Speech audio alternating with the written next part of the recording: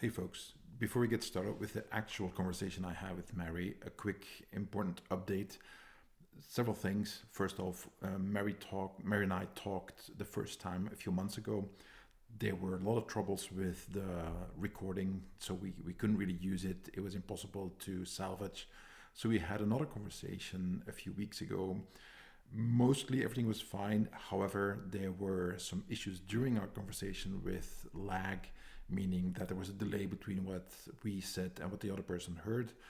And it turned out when I downloaded the files to start editing that there's about 12 minutes missing from Mary's files, so missing a big part of the conversation. The issue with that is as I started working with both audio and video files, then it was very difficult to sync everything up. So the missing part got in the way of making sure that everything was working correctly. So I had to manually edit the conversation so it would make sense. I did the best I could. I think it came out pretty well. However, if you watch this on YouTube or Rumble, you'll notice that I cannot do the multicam, which I typically do, showing both people at the same time. It doesn't work with my editing software, so you will sometimes just see Mary or just see me talk on the screen, and then the other person is talking. Nothing I can do about that. So I hope you enjoyed the conversation anyway. I think it was very, very interesting, challenging. I love it when Mary pushes back on what I say and we can discuss this, which is one of the main reasons why I love doing these talks with people who are also experts in their field, so that, you know, they can offer me maybe things that I haven't thought about before. And I hope this is very much the same for you, for the listener as well. Okay, that's it. Let's get the show rolling. We'll see. Anyway, so this is actually the return of Mary, because you were on last year, and then we tried this on October, and then the gremlins ate up everything and messed everything up. So this is the return of the return. Sounds kind of like a movie, Star Wars movie or something, Return of the Jedi. But I'm dating myself. Yeah, except and also the sequels are just never really as good. So I just think let's not go down that path unless it's to be something like I mean, think about the Matrix. That was such a shambles after the first one. So yeah. I First one was awesome. Second one, I was still on board. Third one, I was like, you lost me. Absolutely. And then the new one, the latest one they did, I was like, why? Oh, it was all a video game. Yeah. Oh, come on, please don't. And it's horrible. They're remaking all the movies that we loved when we were young, and they're just making it updated for modern audiences, like the Critical Drinker likes to say. Do you follow him, I Critical know. Drinker? No, that sounds good. You No, know I've of never him? heard. Tell me. It's okay. So write it down. The Critical Drinker on YouTube. I mean, you don't have to, but if you like the kind of stuff, so he's I think a Scottish Oh, cool. writer, and he has for years now. He's had this awesome YouTube channel where he critiques TV shows, movies, and so on, but in this really biting, sarcastic way. And I mean, I like his stuff because that's kind of my dark sense of humor, and he's been going on about this for a long time. It's just that they take these intellectual properties that have been going strong for decades, longer than I've been alive even, and then they just ruin them because they want to update them for a modern audience, so to speak, like they did with Star Wars. It was like there's nothing left of it. They destroyed it. Same thing, Star Trek. One of my clients is a huge Star Trek fan, and now there's Starfleet Academy or something, and it just looks, the trailer just, you know, got launched, and it's like, why even bother? This looks like crap, and they kind of tend to fail nowadays. There's a graph somewhere that you can find where you see the just a timeline, and then the number of original movies that come out, and then the number of remakes, and they just cross. There's just so much remakes and rehashing old movies and old series, and to just make new stuff. And it's possible. Look at John Wick. That's been going. I mean, the last movie was so over the top, but everybody loved that. It's like, yeah, 90s style action movie. One of my favorite, like the whole the nunchuck hotel fight scene was phenomenal. Absolutely loved that. It was just like, how many times though at the end did he have to fall down those fucking stairs? Because I'm just like, oh, at that point I was like, really? Yeah. But yeah, Yeah, that was too much for me. I mean, the last one I was like, ah, come on. I mean, the stairs was like, please don't. Oh no, you're gonna do this all over again, right? And then the mistake that they often make in Hollywood is we're gonna do the sequel. What do we do? More of what? Everything. And everything. it's like, Yeah. no. The example I often give is like the first Blade and then the second one. You could argue that the second one is more, but I would counter that with like, yeah, it was maybe more, but also different and the same at the same time. But the third one was good The third one, in Blade. did Yeah. you like that one? That's the one with what is it? What's his name? Dominic Purcell, where Dracula comes on the scene. Yeah, because you've got the whole Deadpool crossover thing, Oh yeah. and yeah, so it's like it's historically interesting. It's worth the watch. Like it's like you have to. It's not like the best out there, but it's still like you wouldn't just write it off. But I like to think of like our podcast stuff then is going to be more like not like movies where the remakes tend to get worse, but it's like a band heading into its third album and really hitting its stride.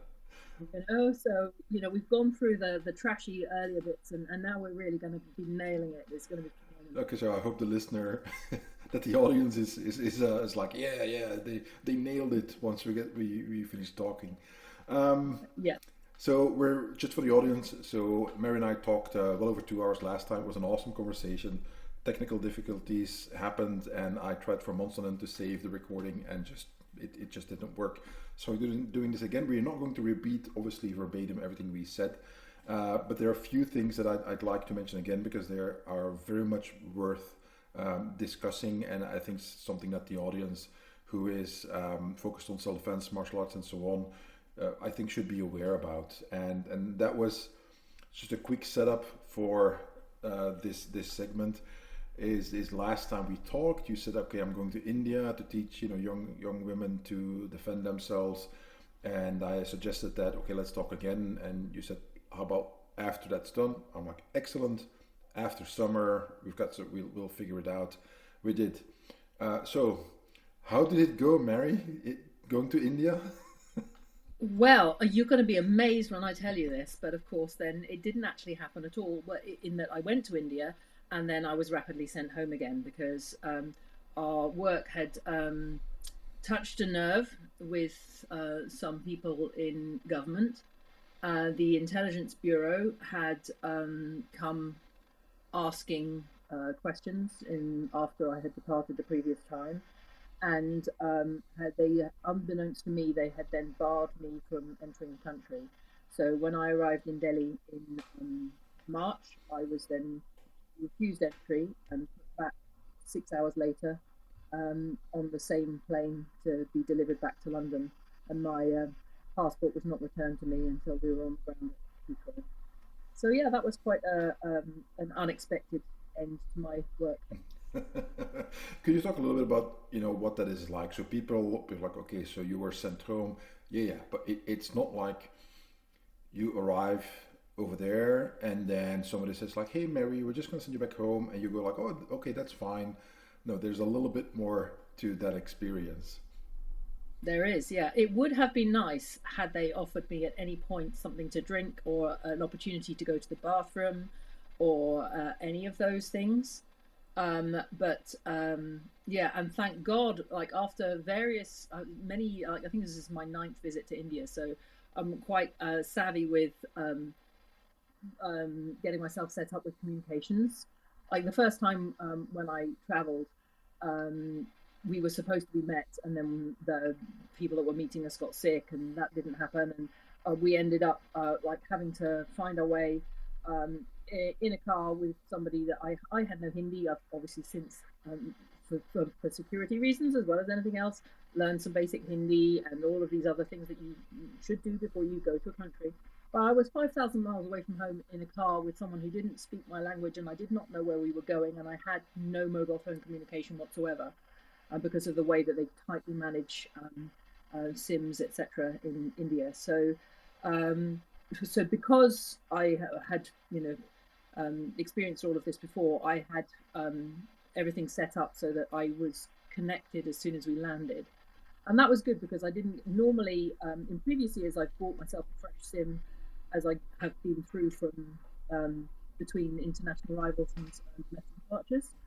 But obviously, I never got through that, so that wouldn't have happened at all. And so, yeah, fortunately, I was connected once we landed, and I was able to let my traveling companions know that I wasn't joining them because as soon as they fingerprinted me, you could see something was wrong, but of course they didn't tell me what it was. And then it was you need to wait, and then somebody more senior came in and like, you need to come with me. I was like, is there some kind of a problem? And they were like, yes. And I'm like, well, am I allowed to know the nature of the problem? And the guy just looked at me and he said, you have been teaching self-defense. I'm like, yeah, but under the terms of my visa, and blah, blah, blah, blah. And he was just like, he just shook his head at me, and that was the most I got from the authorities at any stage. So they parked me. They asked me what my ongoing flight was, and I explained it to them. So then they said Air India were at fault for having allowed me on the plane in the first place. They should have stopped me in London. And then, yeah, they just sat me there for 6 hours without telling me what was going on. And then they escorted me onto the plane. And I was like, at that point, I was like, you really need to let me get a drink of water and go to the bathroom. And the guy's like, no. I was like, seriously, I have been sitting here for 6 hours and I have not been allowed to do any of these things. I like, the bathroom is literally there. And so he was like, fine. And he stood outside the bathroom while I went into the bathroom. And he handed me a bottle of water. And that was it then. So, yeah. The ride back was hilarious because it was literally the same plane that I came out on. And this really sweet couple was sitting next to me, an old couple, like of Indian origin, but living in Wales. So they had a brilliant mixture of, I know you love accents, and like the combination of Indian and Welsh accent was so pure, it was amazing. And the guy's like sat next to me, and he's just like, "So, did you have a nice time in India?" And I'm just like, yeah, it was great. Just, let's not even go there. Did you get any reactions from the organization over there in India? Like the folks who, when you tell them, like, look, this is what happened. Anything come, did anything come out of their end afterwards? More information or anything that they can do? Well, we have a few theories and a little bits of stuff that came back in. And it seems like it was not really the karate stuff that I was doing, but it was more our connection with pushing justice for acid attack victims. Because there's one in particular that we were instrumental in trying to keep her attacker in prison because she'd had a lot of difficulty. I mean, death threats and all of this kind of stuff. So we had supported her and been quite public about that. So it seems as if that was what got across people. But of course, they don't have to say. There's literally, I will never get back into India. It's irrelevant, like what happens. It doesn't. They can just say no. They would just say no. And the reason that they didn't discuss it with me at the airport was because I was not in any way at any point in breach of any of the terms and conditions of the visa. It was there was, and I had not done anything illegal or nefarious. They just didn't want me there, and they have the right to just shut the door. Yep. So yeah. This is a stark reality that often people are not confronted with, so they often don't even know that this exists. Any country in the world can do that to you. It doesn't matter. It can be a Western country. It can be my beautiful country of Belgium. They can just say, like, you're not coming in. Why? Don't care. Get back, get on this plane, go home, never come back. There's this story, and I think I mentioned that last time, but I don't remember, of Robert Downey Jr. doing, if I'm not mistaken, he was doing some sort of promo for maybe Iron Man or one of the first, Marvel movies, and he went to Japan, and there was this big row, and I think the embassy even got involved, because at the airport they're like, oh, but you've been to prison, you can't come here. So basically, he stayed, and he said that, this is not me reading about it. It was in an interview, and he stayed for like 24 or 48 hours, and then left, and it was kind of handled with, we're going to let you go now, not going to put you in prison, but it would be good if you never came back. Maybe it's been smoothed over by now, but I mean, and we're talking about, at that point, one of the leading actors of a huge franchise. So there's lots of money involved. Hollywood's involved. That means lots of influence. And Yeah. even then, Japan is like, nope, don't care, go away, don't come back, because this is Yeah. what we do. We don't want people like that here, and it doesn't matter who you are. Yeah. Sylvester Stallone had something like that in Australia, that I think he brought either growth hormone or something along those lines with him, and I think it was customs that caught him. It was like, you can't bring that shit here. Yeah, but it's personal. It doesn't matter. It doesn't matter if you're Stallone. And same thing, obviously, as always, people with money and power, they are treated a little bit differently than the plebeians that we are.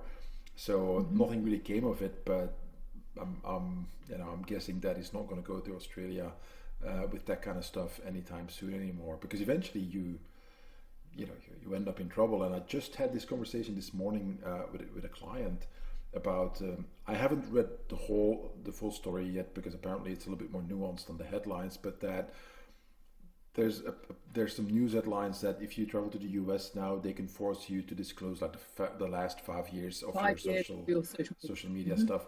I'm like, as far as I remember, they are legally allowed at the airport to ask you for your passport for your social media for years now. That this isn't a Trump thing that just happened today, that this has been the case for many, many, many, many years, that they can force you to just, okay, give us your passport, of your Facebook and so on, and you can't really refuse. If I'm mistaken about that, I apologize, but that's the last I heard of it. And this was a few years ago when it was in the news, when I don't remember who had that they told them like, okay, open up your cell phone and give us your social media. So I'm like, who's surprised? This is how international politics work, and institutions, security, all that kind of stuff. They're just as vulnerable to this kind of cronyism, and we can even talk about corruption. It's everywhere. I live in Belgium, so we've got Brussels, we've got the EU, we've got NATO. We have if you just watch the news the last few weeks, there's been a few things about corruption over here. So I'm not one to cast stones, let's put it that way. Hey, the cat says hi. So you mentioned it last time, but anything else that came of that whole adventure when you came home? So there was not a great deal of fallout afterwards, but we have had to close down our operation in India now completely, because it's not going to be safe for any of our organisation to travel there. Yeah. So I will be helping a little bit. I'm not going to travel certainly while I have small stepkids, so it's a little more complicated to travel than it used to be, because my own kids are substantially bigger, and so we have a really good mentoring program that's going on with our students in Zambia and Zimbabwe. So I will be kind of helping support that more remotely. We have a project visit that's underway out there right now, which is cool. Some of our members are interviewing students in Harare today, and that's really, I mean, it's such important work, because if we can, so what happens is that the girls are recruited into karate there, and then they're trained and disciplined over a number of years in the dojo. We see how well they engage with that, and then if we then select girls to support through high school, and even potentially we've had a student now finish her master's, which is brilliant, but we'll give them funding and mentoring to help support them through that, because their alternatives are early marriage or prostitution fundamentally. So it will be and can be life changing, but if they are able to show strong application and good character through their work in the dojo, that's a good way of us to work with them in the longer term and help them be successful in their life. Yeah. So, Well, fingers crossed. I mean, that it's very noble what you do, and the organizations that do this kind of work, because it's difficult working conditions regardless of the country that it is that you're working in. I've been fortunate to travel a lot, especially when I was younger. When to third world countries and everything, and saw lots of poverty and difficult living conditions that most people in Western countries really don't know exists. I mean, we have obviously people living very difficult lives in Western countries as well, but we don't yet have that kind of level of third world poverty and the society that goes with it. It's not that everything is fine except people are poor. No, poverty and corruption come with a whole host of other complications that make for a very different life for everybody, mostly negative. So I think it's if you can help in any way, even if it's just on individual levels, like you said, this one young lady that you can help all the way through getting a college degree, that is indeed life changing. And the main thing is also it's somebody who's trailblazing, who's showing like, look, it can be done. Maybe we need help, okay, but it can be done. It's not impossible, and once you put a crack in that wall, others can try to push through. And you can go ahead. No, I was going to say, and that's why an important part of our programs is that the girls that we work with give back in their communities at the same time. So that it's a very heavily community engaged program. So it's not just that once they are trailblazers, they can like reach behind them and pull other girls up with them, but even during the process of their own development, like community engagement is a really important part of how it works. But as to what you're saying, I mean, it's so true, and it's desperate. Like my elder stepdaughter was diagnosed with diabetes in September, and the stark truth is that if that were one of my girls in India, she would already be dead. Yeah. Because the amount of the cost and the sophistication of what's necessary to manage such a condition medically would not, even if our girls that are supported in schools, etc., that would not happen. And that's like we all live in one world, but not everybody's living in the same world. Yeah, it's everybody's in the theater, but everybody's like watching a different screen and a different movie play out, and it is very hard for people to understand that your own personal experience in life is not the standard for everybody, regardless of which one it is. If you're living in really difficult circumstances, it can be difficult to imagine what the life of somebody who is really well off is like, and I've been training wealthy people for 30 plus years, so I've seen that up close and personal, and I can speak from experience that there's all kinds there. There's just the same human experience is to be found there, and people with loads and loads of problems, and you can say like, yeah, but at least they've got money, and yeah, of course, they don't worry about if I'm sick, can I get some help? Yes, they can. They've got other problems that I wouldn't say are necessarily better or worse. It's not really the issue, but are real and have a snowballing effect for a truckload of other people then. And I was talking to somebody very wealthy about that not that long ago, and who basically said like, if this goes on, I'll just sell the whole damn thing, and my company shuts down. That means a bunch of people out of work. Yeah. And that's just and his problems were real. It's not imagined. It's not luxury first world problems. It's like really difficult decisions to be made that have consequences either way, and where at a certain point it comes into the equation that one option is to just stop this whole thing, not even try to make it work, but just say like, I'm done. I can retire. I've got enough. And you know what? The other people, they'll just have to find other work. That's their problem. Which you don't know what's going on in their lives. They might have, like you said, have a child with an illness that suddenly materializes, and you have to handle that. Extra money is needed, and so on. And then from one day to the next, you get to hear that your job's gone. Okay, and if you're like, I don't know, I'm 53, and then you have to find a new job at that age, good luck with that. Yeah. See who hires you. And I think what's another interesting aspect of that, and you're very right, is that obviously how things are relative to the individual. Um, when as somebody who works a lot with children and teens, um, adults sometimes have that whole thing of, well, you're a kid, whatever's on your mind is unimportant because you're not worrying about the rent and you're not worrying about all of these other things. But the problems of a 6-year-old are as big in their Yeah. heads as the problems of a 46-year-old, and they are taking their toll on like the nervous system and all of the other things that happen, their decision making and so on. And they can live a very high stress existence that often the adults in their lives don't necessarily recognize. Yep. Yep. That's totally right. And speaking of teaching teens and so on, we talked about that a little bit. Just what's going on, especially in the UK. There's a lot of stuff going on with violence and harassment towards especially young girls. There's a video going viral right now of it might have been London, might have been somewhere else, but somewhere in the UK, that a guy apparently was groping, the butt of a young woman, and a bunch of other guys stepped in and started, intervening.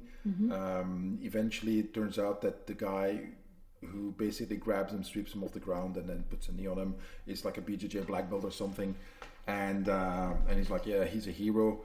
What I mainly found is that like a huge contrast between, let's say, several years ago, where if you did that, there was a lynch mob coming after you, saying like, "How dare you?" and "You don't know anything," and "You're racist," and this and that. And now it's like you hear the lady, shouting, or young woman. It's like, yeah, he grabbed my butt and this and that, and instantly everybody's like, okay, that guy, grab him, get the cops here. So there's a huge shift that I see in just attitude towards looking at the realities of violence towards women and young girls. Am I off here, or is it accurate? I'd like to think that that's true. I think there's definitely more awareness, but it's in pockets. Like I Yeah, think there are certainly some aspects of British culture where everybody is clear that actually sexist language, sexist jokes, misogynistic behaviour is actually unacceptable. But then the pushback against that has been that in other areas of that culture, that has really strengthened because they don't want to be told what to do. And yeah, so actually there's a kind of amongst certain areas, there's a pride in doubling down yeah, on that kind of behavior. So I think you're right that it's more like the mainstream vibe would be more along the lines of what you're saying. Um, yeah, but it's still a significant problem, definitely. And like one of the things that's right, I mean, I'm a massive advocate of women's sport, yeah, and I follow cricket really closely, and then sort of at secondary side of things, I follow the women's rugby and the women's football, and the amount of sexist abuse that the leading players get is just staggering and disturbing. And the number of them that like they can't post anything on social media without just unleashing this kind of vitriolic and I mean, yeah. And it's the same like female politicians. Like a lot of them women stop engaging in the system of politics in the UK because the you every politician you would expect to be a target from the public. This is the nature of the job. But when it comes down to like death threats and rape threats from people that don't agree with you, and they're like threatening your family and that kind of thing, you just go, do you know what? I don't actually have to do this. And my life would be, although everybody's life might be better if we do engage more evenly in politics, yeah, actually, I don't have to do this. So, yeah. yeah. Um, and there's a question for you because I don't follow rugby at Mhm. all, not men, not women, so I have no idea. Um, my first thought when you mentioned that is like, I don't think that's the case when you look at, for instance, a sport like tennis, in which women's tennis is in my opinion, often more interesting than the men's tennis because a lot of the men's tennis is just like they hit so hard that it's often very over very quickly. Not always, but still on average. Whereas with women's tennis, you've got exceptions. You get the Williams sisters and so on. Venus Williams, when she serves, it's like holy crap. But I don't remember ever really seeing that was really an issue, like that the fans would go after the female tennis players just with insult and threats and so on. Whereas maybe a possible explanation would be that this has been, women's tennis has been basically mainstream for a long time. Maybe is it less so the case for something like women's rugby? I don't know how long that's been basically around or popular, or I have no idea. Just I'm asking you. Yeah, well, I think that's a really interesting one as well because it has been around for a long time, but of course, like significantly underfunded and underpromoted as well. So, and I am definitely, particularly with regard to rugby, I am not an expert at all. But I have enjoyed in the recent Women's Rugby World Cup, naturally because I follow other sports, you'll get like so and so there's fantastic try being scored or other like incredible like little clips of the rugby ongoing, and you just go, wow, those are really powerful athletes doing a great job, and all the kind of um, I I hear from football, and again, football I know even less about than rugby, if that were possible. But I hear from those who follow women's football with interest that there is that same thing with tennis that because there isn't as much power, then there's a necessity on to develop better technique, better tactics, and that kind of thing at the most elite level. Um, but I think it's also because women's sport has been underfunded historically, that we're nowhere near at the level yet that we can be.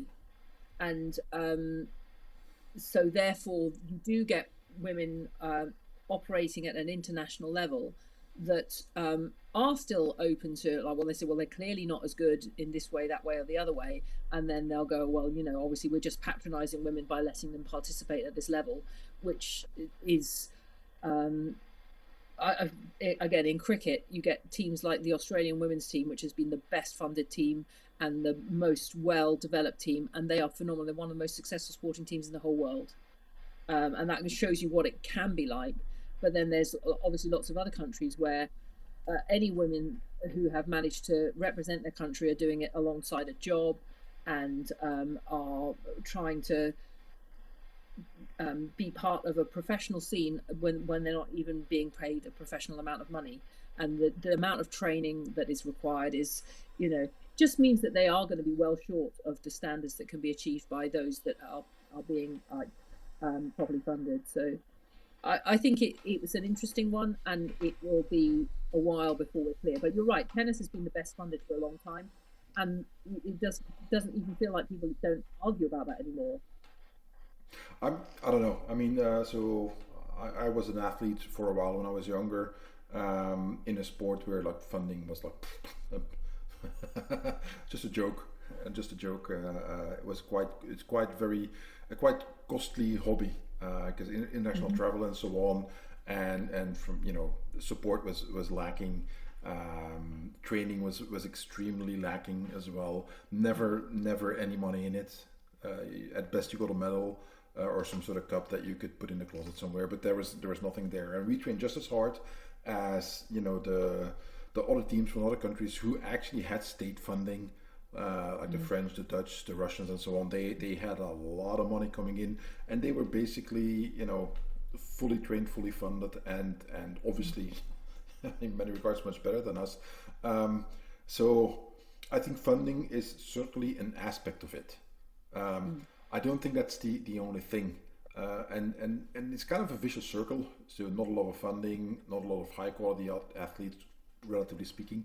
Yeah. Not enough promotional work is being done, so the public isn't enough aware of it, and so on. And this is what I ran into when I competed: is that nobody knew.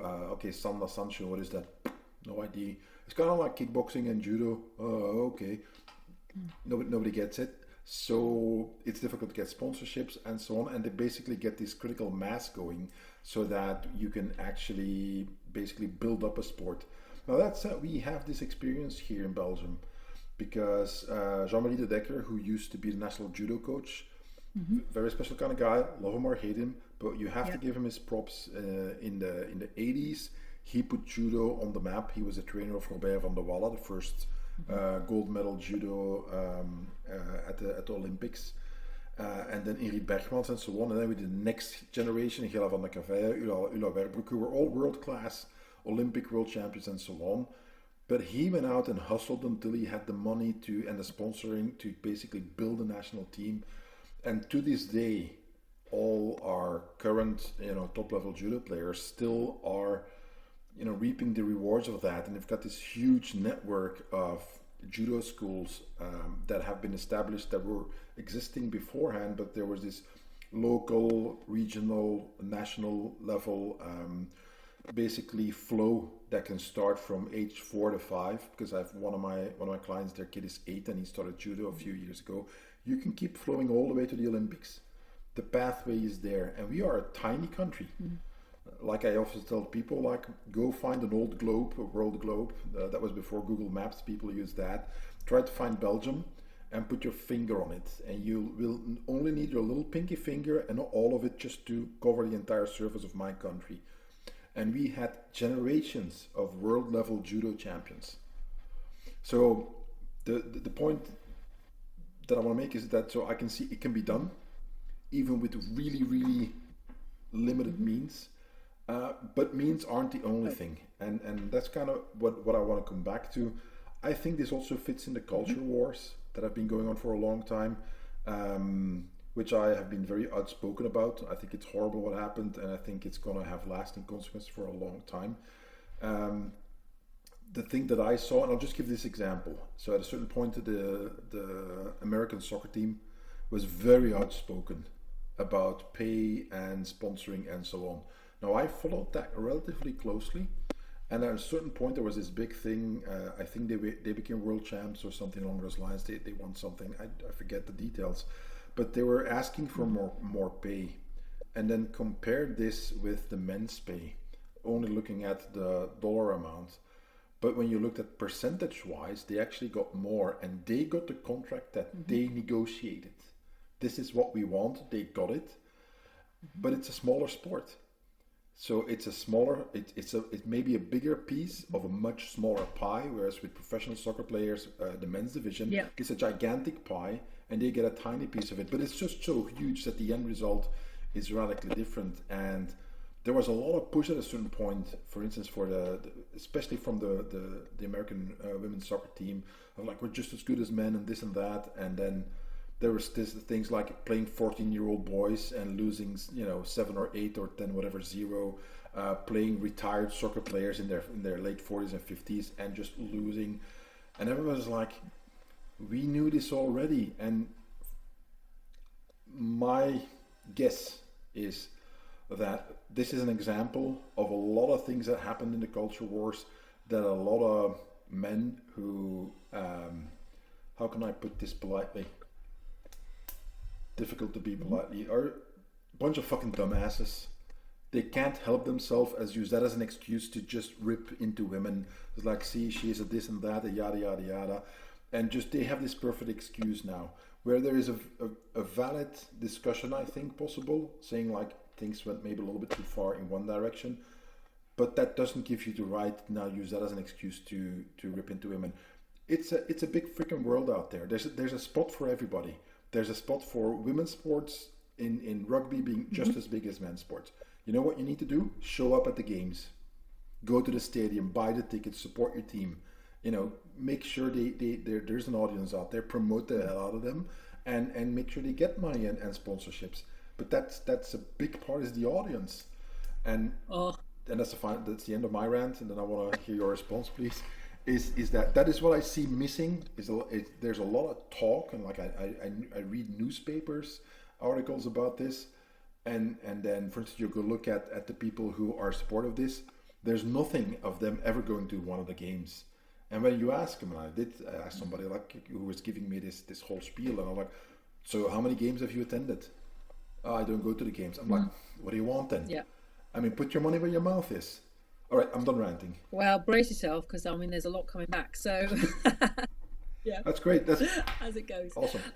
Yeah, I mean that's so true, and I mean you're right that people like paying lip service to wanting women's sport to be successful and not supporting women's sport is definitely a thing, and it's really fucking annoying. I think as well, like equating women's sport. I mean, we got over that in boxing. We got over that in UFC. We got over that in so many other ways. As like women are accepted as competitors, and they're not competing against the men in that particular situation because that would be stupid. I mean, I often use this analogy. My partner and I weigh exactly the same. He benches twice what I do. We've both been lifting for decades, but women's upper body strength isn't the same. We're different creatures. We have an anatomical difference. So, let's not like say, well, these oranges don't taste very appley. Well, fuck that. That's just nonsense.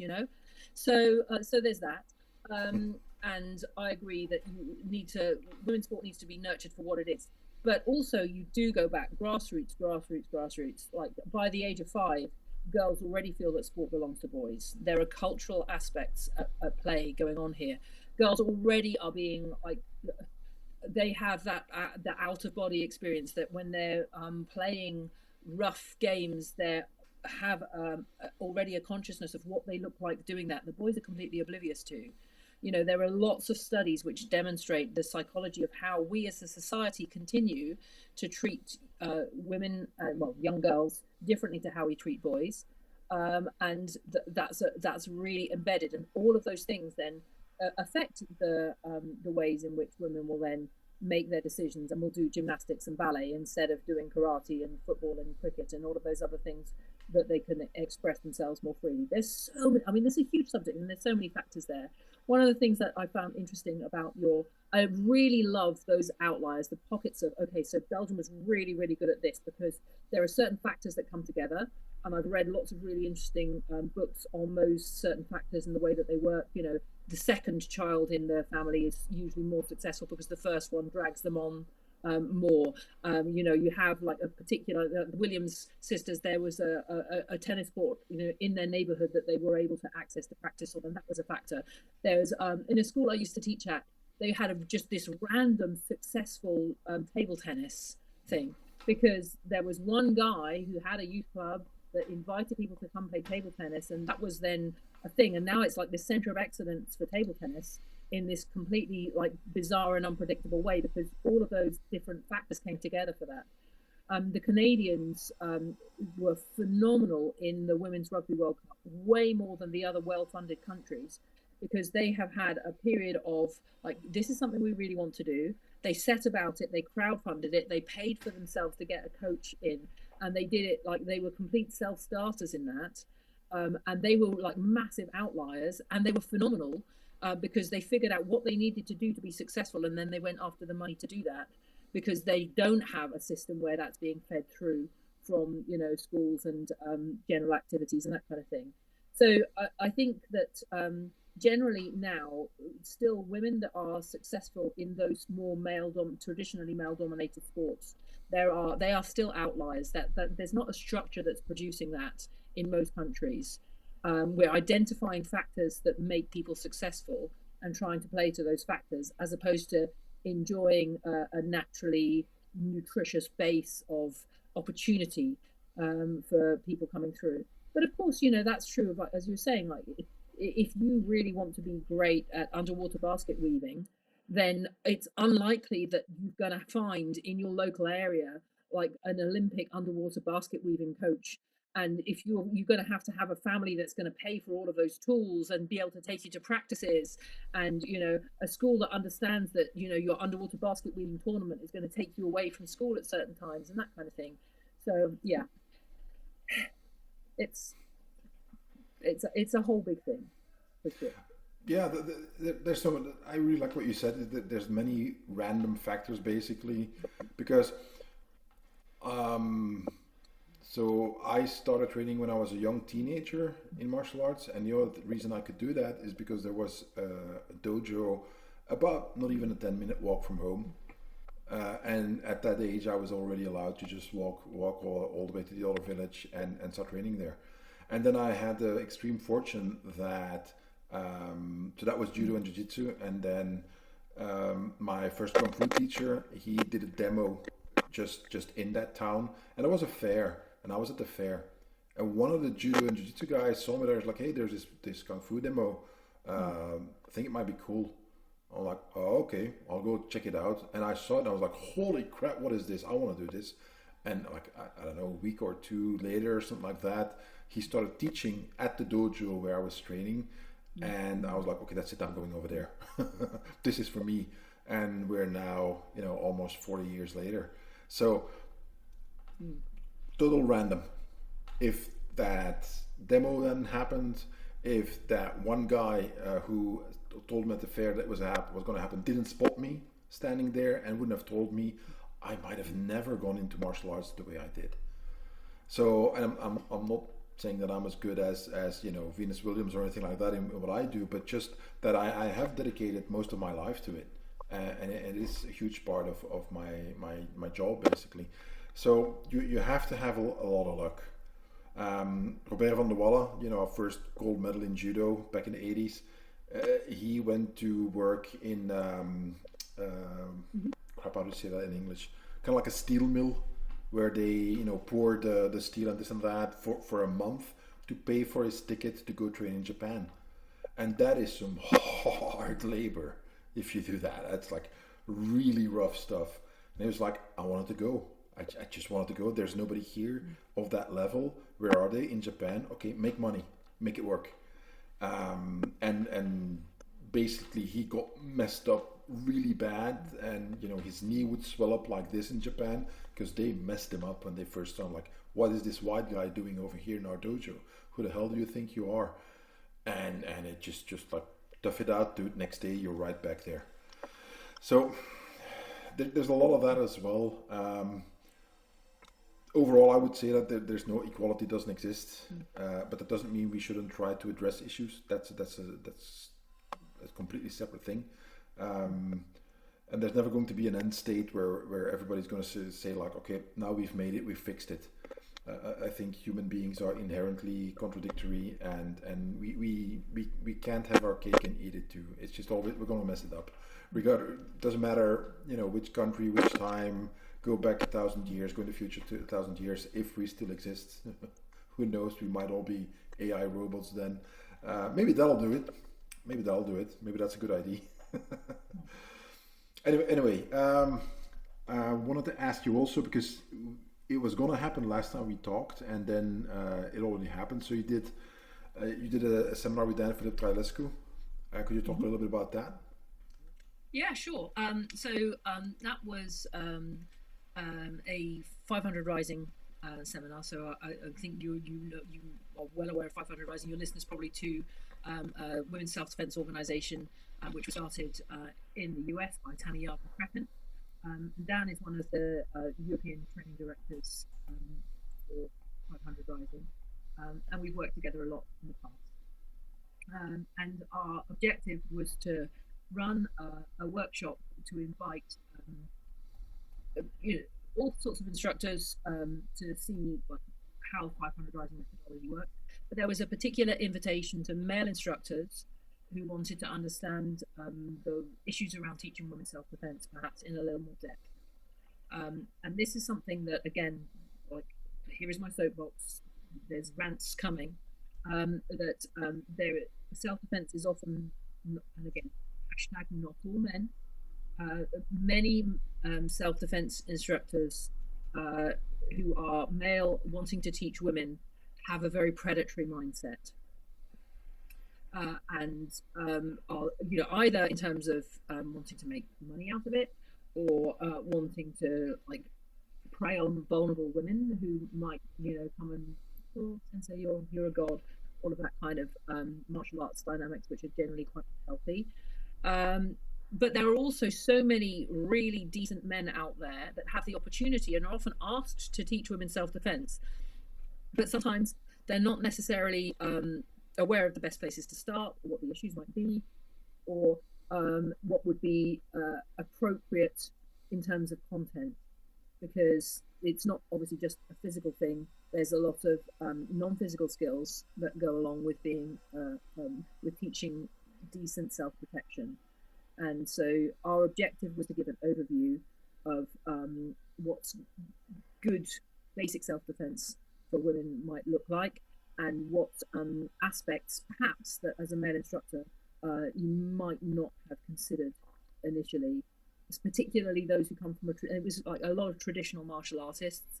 People who come from a traditional martial arts background are often encouraged to teach women self-defense just by teaching their martial art in maybe a slightly watered down version, without necessarily contemplating the psychological aspects of self-defense, and without necessarily empowering. So they might teach a whole heap of technique that a woman is not going to remember under pressure if she's not had years of training, and consequently it may be that she's going to be less safe at the end of your workshop than she was at the beginning, which most decent men would not want.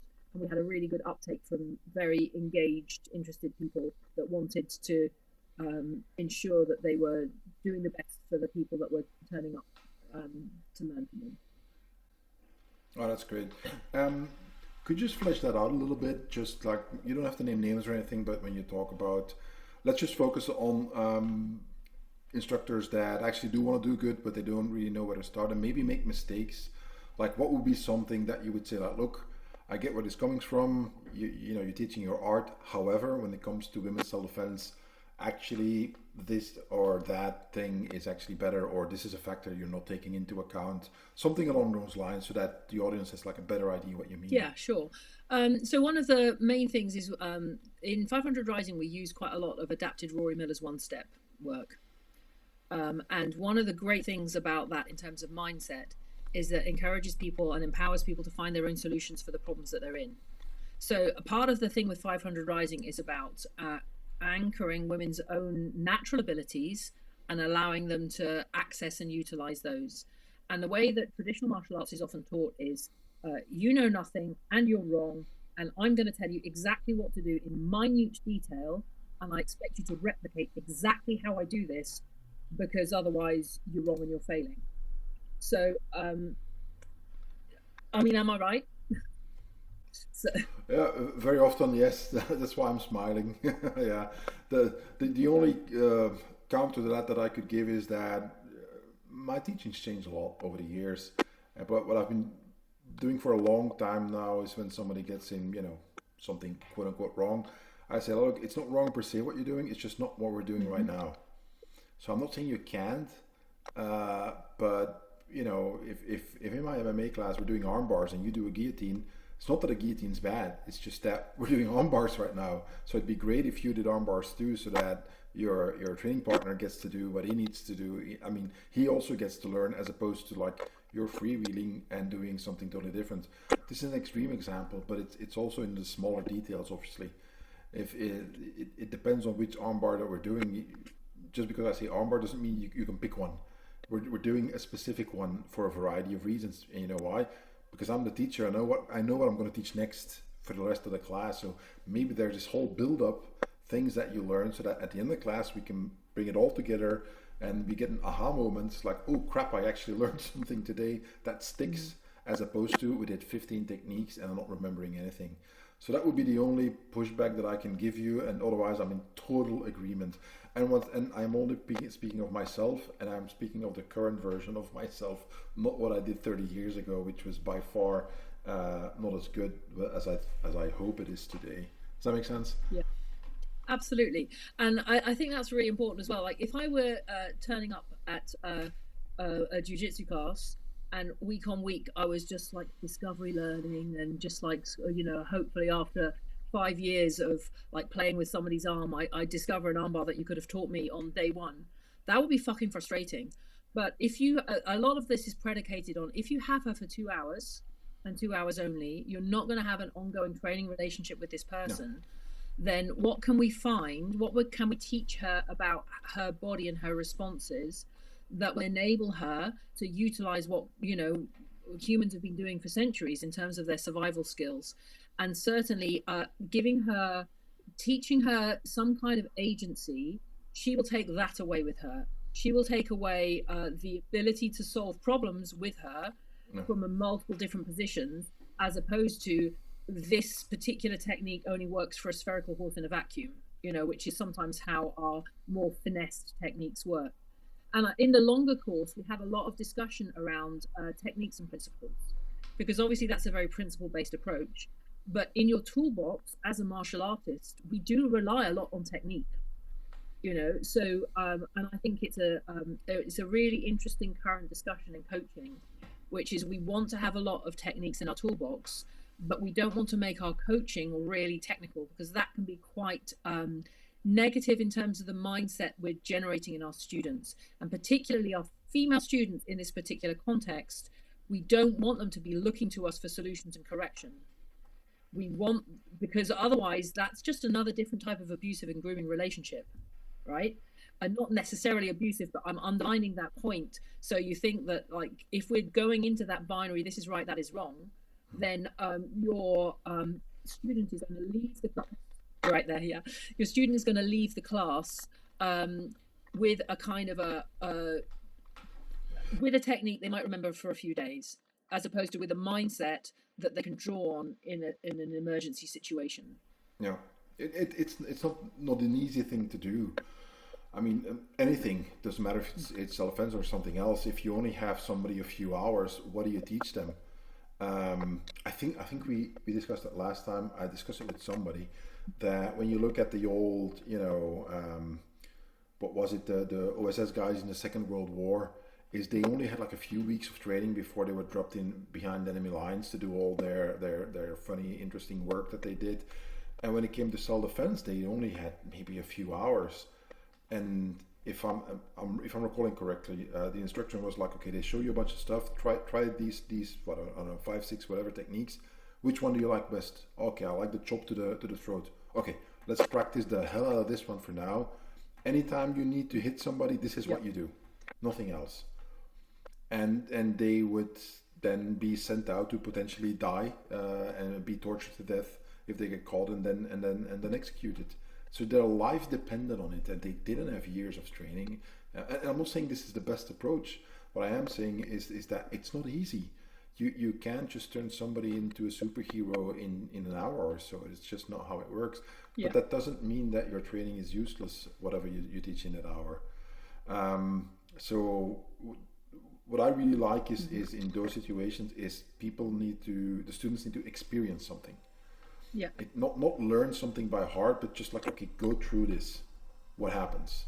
And it's real to you because you experienced it. You not just saw somebody else do it, but you went through that gauntlet, or you got grabbed and pulled, and then they said, okay, go, and you know what happened. And there's no arguing there. It's a real experience, as opposed to watching a lecture and me showing 15 different techniques, and you get to practice them maybe for 1 minute. So, okay, I'm ranting again. Just want to say it's not easy. No, and yeah, no, it's not, and it's not easy from the coaching point of view. And this is something that I was quite interested. So in my own development as a coach. And that's something that Dan picked up on last year when we were working with a whole group of people. We have what in 500 Rising, what you would definitely describe as a Socratic approach to coaching. We're very curious, we're like exploratory and that kind of thing. And I succeed in doing that with all the the Krav Maga students, or the people coming from all sorts of other different martial arts. But with the people coming from karate, from my own thing, I was unconsciously coaching them differently. I was just telling them what to do, because that has been my coaching background. And I wouldn't say that I'm a really like oppressively directive coach, but it was quite. I was like, when Dan pointed out, I was like, damn, you're absolutely right, because I'd had a previous coaching relationship with other people in a different context that was spilling over and then influencing the way that I was coaching them in a different environment. And that was a really important point of growth to me, because that fundamental thing of allowing them to find their own solutions, it's not just about being a kind of like a particular, it's very, very important in the context of women's self-defense, I think, is having that I mean, I've talked before, I think I maybe mentioned it last time, one of my colleagues in women's self-defense who survived and I have her permission to tell this story, survived a horrendous assault, which has left her permanently damaged, partially deaf, like lots of injuries to the head. And in the process of managing to free herself, she had been knocked on the ground, and she caught the foot that was kicking her in the head, and she bit the guy, her partner, in the ankle, like really bad, a couple of times, and that was enough that she was then able to get up and start to initiate her escape. And like in self-defense courses, we're not teaching here is the way that we bite ankles, you know, but we are teaching what have you got in this moment that you can access. And so, and then the other part of that story I like to tell, which is that he told the police that she jumped down and bit him in the ankle. Yeah, which of course, you know, speaks to how we narrate the aftermath and understanding how we need to frame things for. And the police fortunately didn't buy it. But, you know, it's like there are. We need to produce creative thinking responses from our students where we best can, and help them understand that sometimes they will freeze, and that, you know, as Randy King likes to put it, you can't survive wrong. If you're here to tell a tale, then you did the right thing. You did the right thing. And then that kind of like, oh, I should have done this, I should have done that. It's just like, there's not a good path to go down. Yeah, it's and again, it gets complicated really quickly. The way I sometimes try to explain it is that, look, if like we were talking about, you know, World War II spy, they only have a few weeks of training. They have a truckload of material to learn before they go out, and hand-to-hand combat is a really small part of it. Now, if you compare that to, let's say, you know, a special forces operator and so on, he may have years of training for starting from basic training and then increasingly specializing and so on. And he goes into, I don't know, Navy SEALs, Delta Force, Green Berets, doesn't matter what it is. And then you get a bunch of special training as well, continuous training. It never stops. And of course, a part of it is problem solving and so on. And you know, you get a task and you know, figure it out. But you don't start basic firearms training. It's like, look, here's a gun, you know, just see what happens and wave it around a little bit. Here's a bullet. Just, you know, well, okay, to do what you want to do, what can you do here? No, because that's how people die. So you are in a very regimented situation. It's like everybody is going to lie in the dirt. There's a target, and you've got X amount of space between you, and you don't get to touch a bullet until you can do this basic stuff like really, really well, and so on. And even then, people still mess up. So it's this tension between the need for allowing people to discover things, and on the other hand, the reality of the situation when we look at lethal force, where one mistake can cost you your life. And then we look at, well, if somebody, I don't know, somebody's in front of me with a firearm and he shoots and I do that, that's not, I put my hand in front of the barrel, that's not going to stop the bullet. I think we can assume that that is accurate. So something else might be needed. You could say, okay, try to, you know, grab the barrel and push it aside. Okay, let's talk about that. But me stopping the bullet with my hand's not going to work. We're in agreement with that. However, we do know that this is an instinctive reaction that a lot of people have when they are in danger, is either trying to cover up or extend their hands and try to ward off danger. This is a very primitive instinctive response. So assuming that it wouldn't happen is also wrong. So, and that is where I sometimes struggle with finding that balance between what I know this isn't going to work. If this is their instinctive response, that's just going to backfire tremendously. And on the other hand, if you're too regimented, there's no room for improvisation, but also thinking on your feet, thinking actively through a conflict, and doing what comes naturally to you, which is very often the thing that you will be able to do best technique-wise. So this is where I find it interesting, like finding the balance between both. I think both are needed, and anything in between, because it's not black or white, it's not either or. There's a lot of space in between these two extremes. Your thoughts? So, I love this.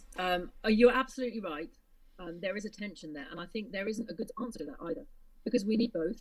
And if you go too far one way, then you're losing the benefits of the other way. And wherever you are in the middle, you're losing some of the benefits of both.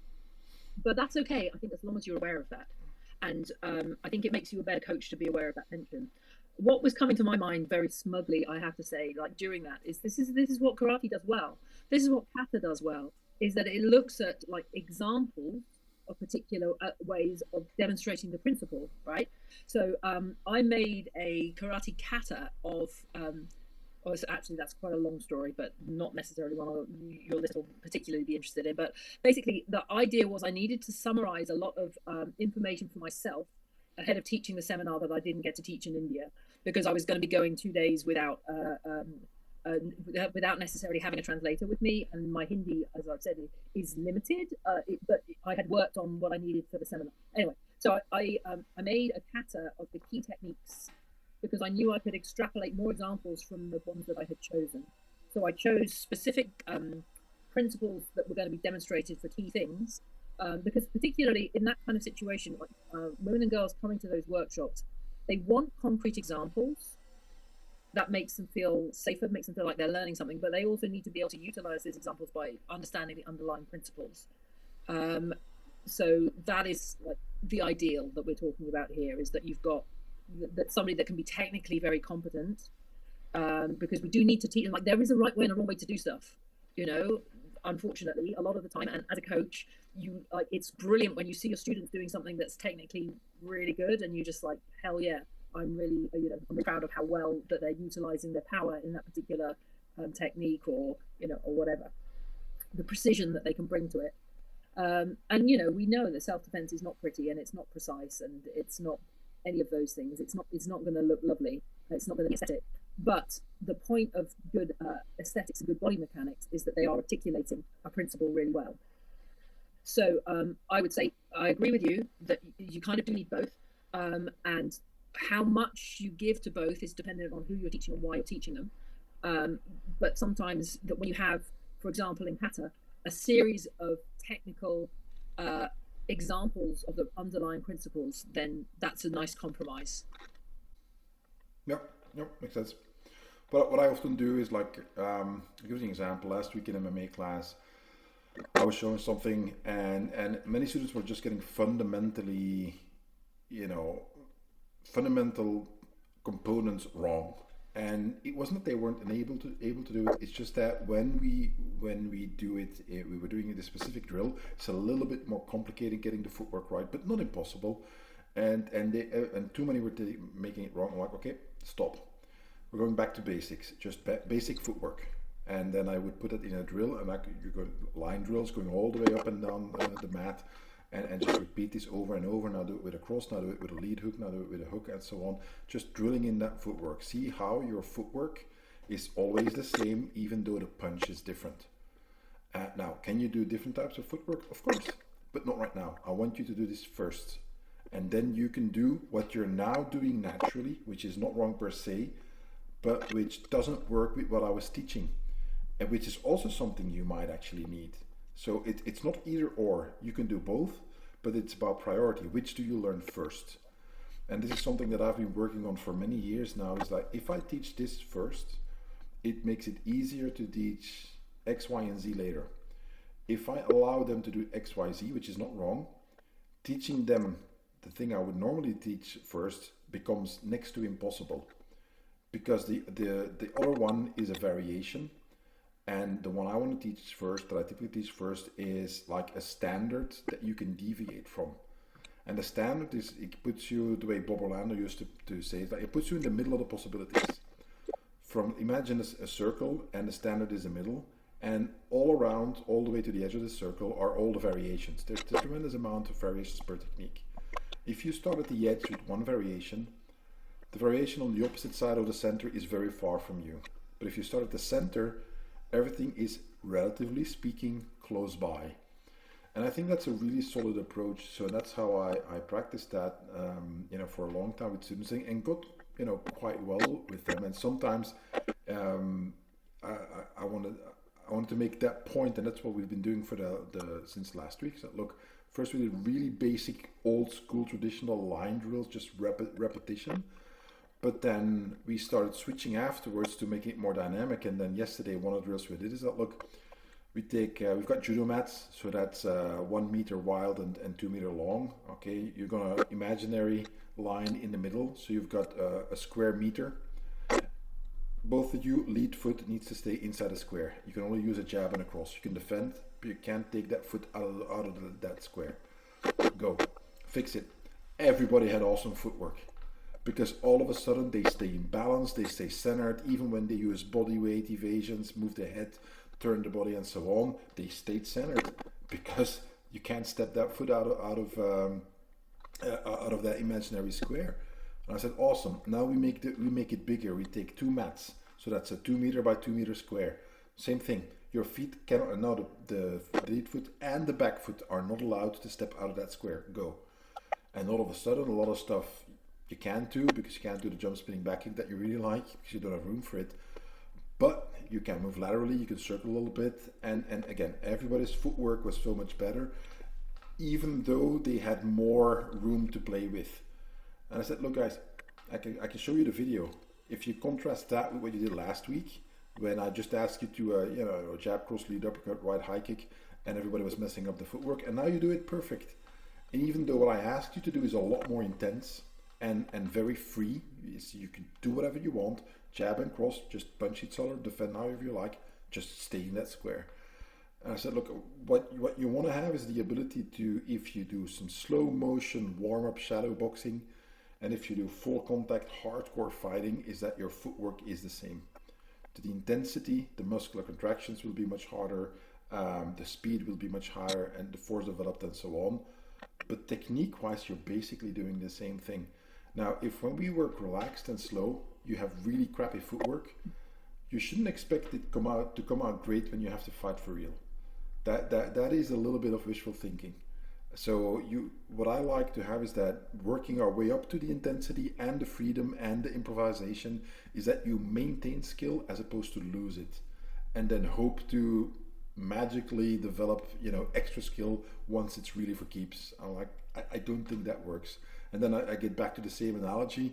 You go teach somebody firearms, and they're like, look, okay, we'll teach you some basic firearm manipulation and so on. And now we're putting you in a gunfight somewhere, I don't know, in some urban environment in Baghdad. Go. It's not going to go over well. I don't know, I'm ranting, I'm sorry. No, go on. Before I forget, you mentioned, go ahead. No, you said before you forget. No, you tell me. No, you go. I was going to switch topics, so please, you go first. No, I think I'm just agreeing with you. I think we're in the same kind of position where I think it's a really interesting. As a coach, I think there's a tension there between how much do we give them and how much do we let them find out for themselves. And I think that we know that things that they learn and experience for themselves will embed different and better in the brains. So then, how do we as coaches help to create the experiences that allow them to do that, but also develop really good technique at the same time? And how do we give those little technical drops? What's one of the things, again, that we do with 500 Rising is when and how do we drop in a little bit of technical input? Have you tried? What does it feel like if we do this? And then to help them with those light bulb moments. Because if they feel it as a light bulb moment, as opposed to if we just tell them, no, do it like this, turn your heel more, move your hip more, then they are discovering, even though we're still giving them technical input. But it's difficult, I agree, and interesting. All right. So you mentioned this before we started recording, that you're also going to do something else with 500 Rising in the new year. Could you talk maybe a little bit about that? Yeah, sure. So a couple of things actually. I've got I'm helping out on the level 1 course, which is a 3-day in masterclass / instructor training course, and it's going to be a Manchester. And then I'm also running a continuing education unit on teenage self-protection for 500 Rising, which I think is going to be accessible for the most part to the general public, because as you know, it's a bit of a specialist area of mine. I'm very passionate about the importance of teaching really good self-protection to teenagers, male and female. It's something that I do as part of my kind of portfolio of activities, and I think it's probably the most important demographic to work with, because teenagers are really the best people to get that mindset training that we've talked about a little bit, and to take responsibility, learn to take responsibility for themselves, and that kind of input on good self-protection in teenage years can be life-changing, and really, really effective. All right, all right. And what are the details of that? Dates and so on. Okay, that's the teenage self protection is an online course which is the Cool. 17th of January. I mean, I can put that in the show notes if you. Yeah, I think we've got lag going on again. Unfortunately, that there's like a little time delay between what you hear and when I say something. Yeah, we have the gremlins on the line. We're definitely getting a time delay. Yeah, I'm sorry about that. It's going to be an interesting challenge for us. The level 1 course in Manchester is the 22nd to the 24th of January, I think, or thereabouts. And that's also involves a day's worth of online material beforehand, which is brilliant, really, really fascinating stuff, that I have found incredibly useful to my own teaching. But the non-physical skills I would highly recommend that instructors engage with. Mary and I are going to head on over to the Patreon part, which is the second part of the talk, in which my patrons get to ask questions and Mary gets to answer them. As always, this tends to be the really fun part for us as well, because they tend to be out of the box questions. So that's always a lot of fun. And this is also how you can support the podcast and all the stuff that I do.